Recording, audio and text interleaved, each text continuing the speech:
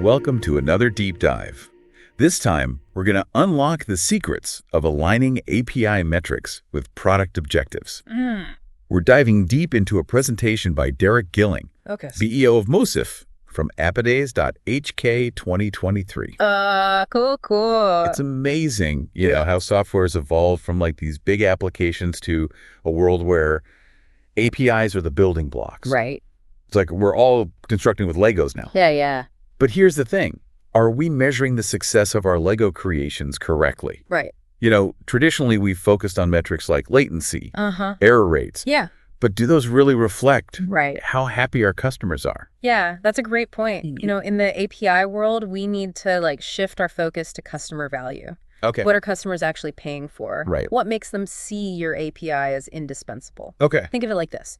You're not just building tech anymore. Yeah. You're building solutions that directly impact what your customers care about most. Okay, so let's unpack this. I can see how this is a total mindset shift. Yeah. You know? Yeah, let me give you some examples from Gilling's presentation. Okay. Companies like Twilio and Cinch provide communication APIs. Right. Their customers don't care about milliseconds of latency.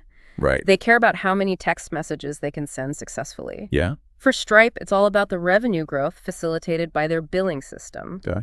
Datadog, customers find value in the amount of data they can analyze for insights. Makes sense. And Segment, they price and deliver value based on the number of unique users tracked. Wow.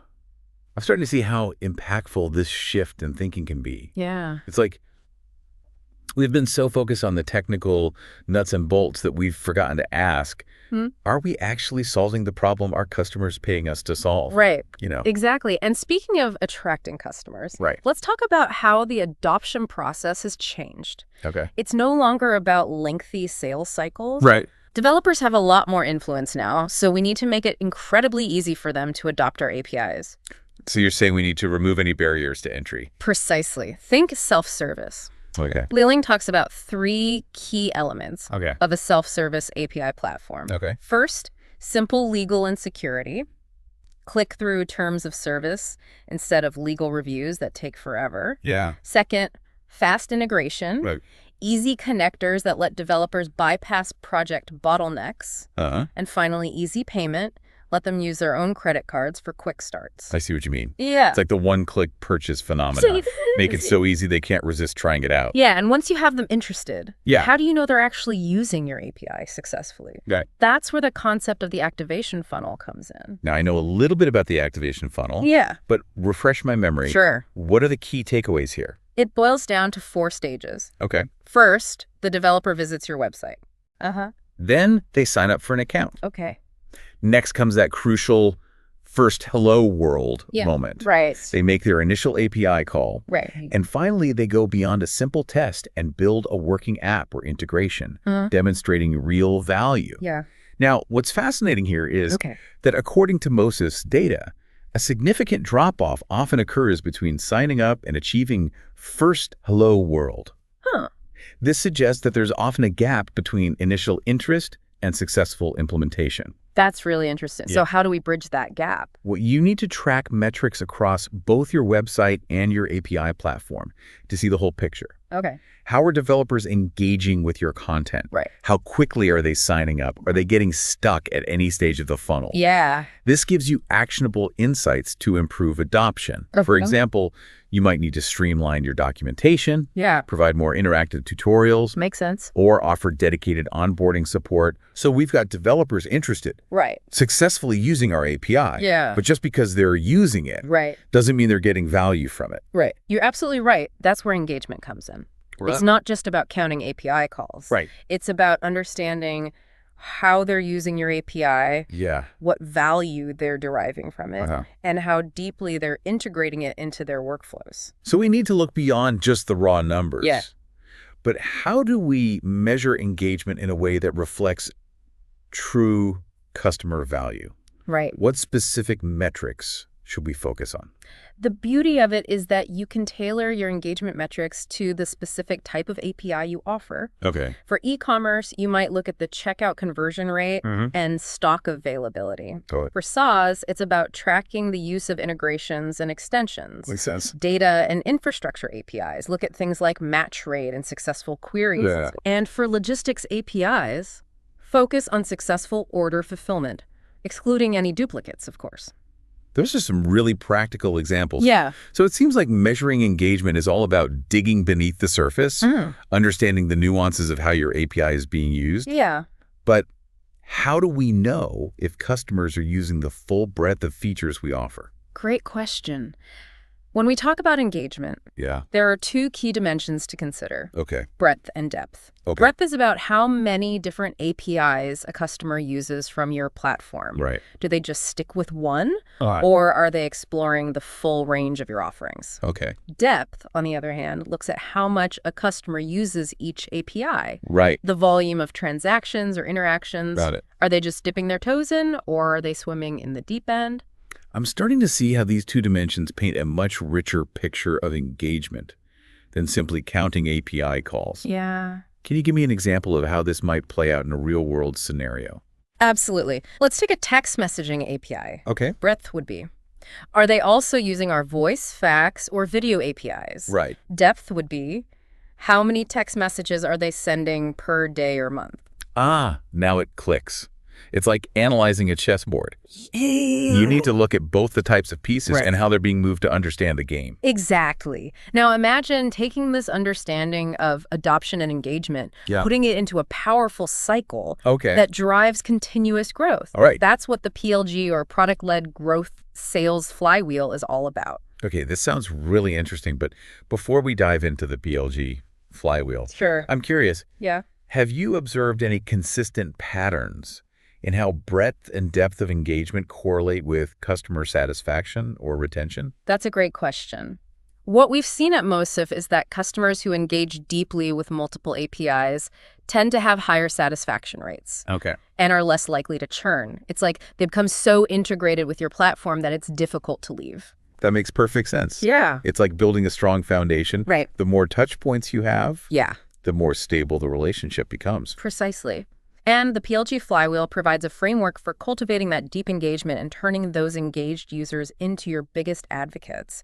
So let's get into this PLG sales flywheel. Okay. It all starts with the developer signing up and using your API. Right. Often at a low cost, maybe even for free. As they find value, their usage naturally increases. Okay. They deploy to production. Right. And that usage jumps up even more. Okay, I see how this initial momentum builds. Yeah. But how do we sustain it and turn those early adopters into loyal, paying customers? That's where your sales team steps in. They engage with these developers, help them identify new use cases, and guide them toward expanding their use of your platform. They might encourage an upgrade to a higher tier or suggest integrating more of your APIs. This is where understanding those product qualified leads or PQLs becomes crucial. Right. We touched on PQLs earlier. Yeah. Could you remind me how to identify these high potential leads within the PLG flywheel? Absolutely. You can spot PQLs based on several factors. Okay. How many of your APIs are they using? What's their volume of transactions per API? Okay. What's their user persona and company size? Right. Are they taking actions that signal deeper commitment? Okay. Like adding seats or integrations? So it's like they're sending us signals through their actions, telling us, hey, we're finding serious value here. Let's talk about doing more. Exactly. They've moved beyond casual exploration and are showing genuine interest in building a long-term relationship with your platform. Okay. But here's a critical point. Okay. Not all traffic is good traffic. Okay. Just because someone's racking up a ton of API calls doesn't automatically equal success. Wait, hold on. How can high API usage not be a good thing? It's all about context. You need to look beyond raw numbers and analyze the nature of that usage. Okay. For example, imagine you have an e-commerce API. Right. High API calls might seem positive on the surface, but what if a large chunk of those calls result in unavailable or out-of-stock responses? Oh, I see. That's a terrible user experience. Right. It's like having a crowded store with empty shelves. Right. Lots of activity. Yeah. but no one's actually buying anything. Exactly. You've got to make sure the API activity is translating into real value. Right. For both you and your customers. Otherwise, those high usage numbers could be masking underlying problems with your inventory management, product availability, or even the API's performance itself. This is such an important point. Yeah. It's easy to get caught up in vanity metrics, like the total number of calls, without considering the bigger picture. Yeah. But what happens once we've attracted developers, they're actively engaged, and their usage is actually translating into value. Yeah. How do we ensure they stick around for the long haul? That brings us to the crucial metric of retention. Okay. It's all about plugging the leaks in your customer base. Right. And ensuring you're getting long-term value from your API. One way to visualize this is with a retention curve. I've heard of retention curves. Yeah. But I'm not entirely sure how they work. Right. How can they help us understand and improve retention? A retention curve shows how the percentage of active users changes over time. You can create these curves for different cohorts of users. For example, group the users who started using your API in the same week, then track their activity over the following weeks. You'll see how many remain engaged. A good retention curve shows an initial drop-off. Some user churn is natural, but then it should stabilize. If it keeps declining rapidly, you're losing users at an alarming rate. So it's like tracking the stickiness of our API. Are people coming back for more, or are they disappearing after a brief fling? And cohort analysis is especially powerful because it lets you compare different groups of users. Are you retaining enterprise customers better than self-service users? Are users of a particular API churning at a higher rate? These insights can help you pinpoint areas for improvement. This is fascinating. Yeah. It's like having a data-driven crystal ball that shows us which user segments are most likely to churn. But let's face it, achieving good retention is tough. Especially with self-service models. Where developers are expected to be more self-sufficient. You're absolutely right. And Gilling highlights 3 common challenges that plague retention, especially in those self-service scenarios. I'm all ears. Let's hear what these challenges are. Sure. And more importantly, how we can overcome them. First, you have onboarding issues. Are developers getting stuck during setup? Can they successfully make that crucial first hello world call we talked about earlier? If not, you've got to streamline your documentation, provide better tutorials, and make sure they have the support they need to get up and running quickly. Makes sense. A smooth onboarding experience sets the stage for a positive long-term relationship. What's the next challenge? The second challenge is changing business needs. The customer's use case might evolve, and your API needs to adapt. You need to be proactive about understanding those changing needs, regularly engage with your users, gather feedback, and be willing to iterate on your API to keep pace with their evolving requirements. So it's about staying agile. And being a true partner in their success. Exactly. Not just a static technology provider. Now, the third challenge is a big one. Billing surprises.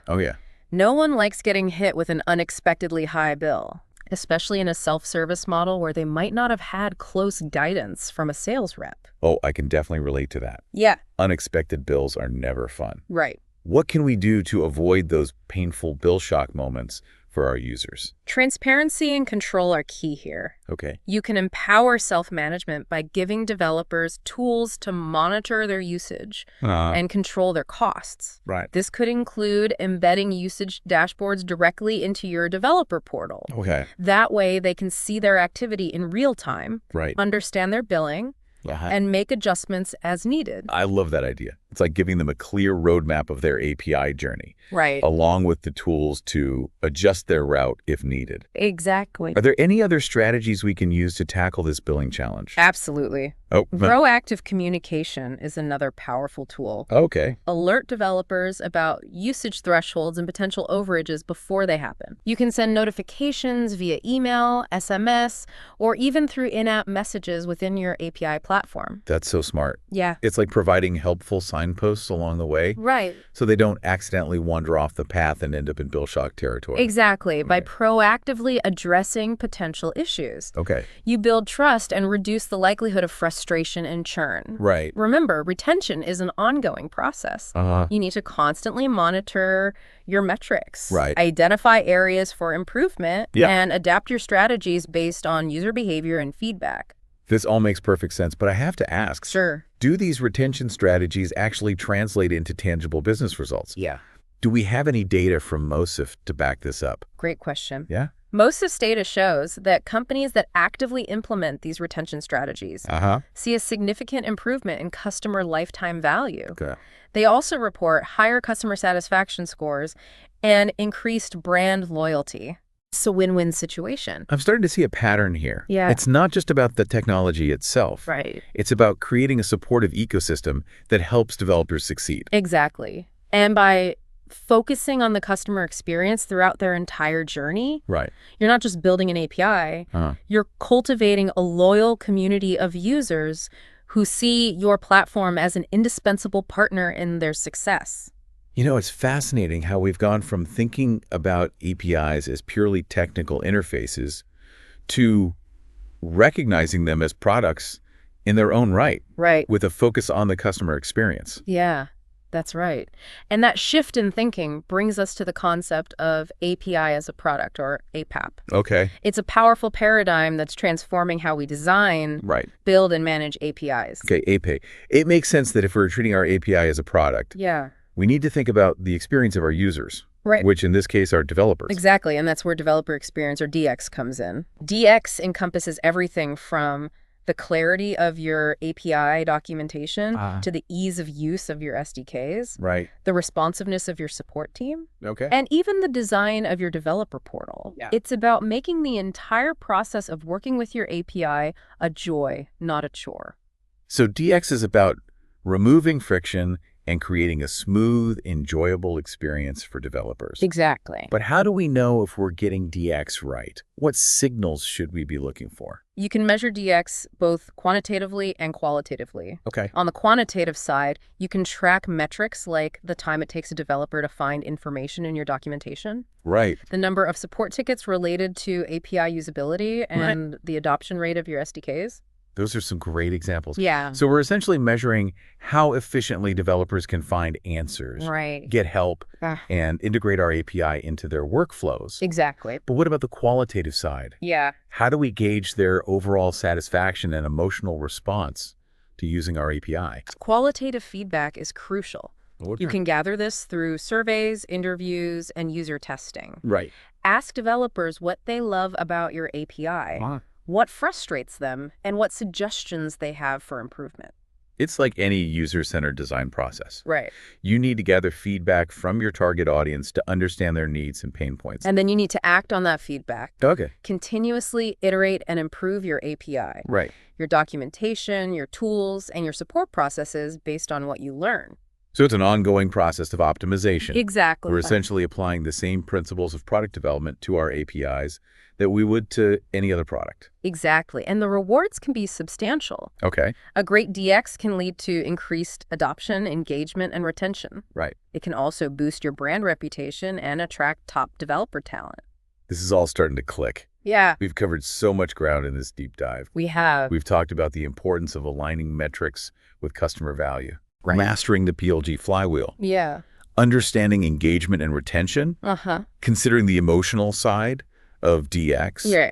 And embracing the API mindset. Exactly. It's like all these pieces fit together to form a holistic approach to API success. It is all connected. Yeah. And by focusing on these key principles, we can create APIs that are not only technically sound, but also commercially successful and deeply loved by developers. You know, before we wrap up, I want to circle back to something you said earlier about developers having more influence in the buying process. I'm curious. What specific advice would you give to companies that are struggling to attract developers and get them excited about their APIs? What are some of the most effective strategies you've seen? That's a great question. One of the most effective strategies is to build a strong developer community around your API. Okay. This could involve creating forums, Right. hosting meetups and hackathons, and actively engaging with developers on social media and platforms like Stack Overflow. So it's about creating a space where developers can connect with each other, share knowledge, and get support. Exactly. Almost like an extended team. Exactly. And when developers feel like they're part of a community, they're more likely to become advocates for your API and spread the word to their peers. Yeah. It's a powerful form of organic marketing. This deep dive has been a real eye-opener. It has. I'm feeling inspired and ready to apply these insights to my own work. That's great. Remember, building great APIs is a journey, not a destination. Right. It's about continuous learning, iteration, and improvement. And it's about putting the developer at the center of everything we do. Exactly. Well, this has been an absolutely fascinating conversation. It has. Thank you so much for sharing your expertise with me today. It was my pleasure. And to you, our listener, we hope this deep dive has equipped you with the knowledge and the tools to transform your API strategy. Remember, it's not just about the technology. It's about understanding your customers, their needs, and their aspirations. So as you continue on your API journey, keep these principles in mind and always strive to create experiences that delight and empower developers. Until next time.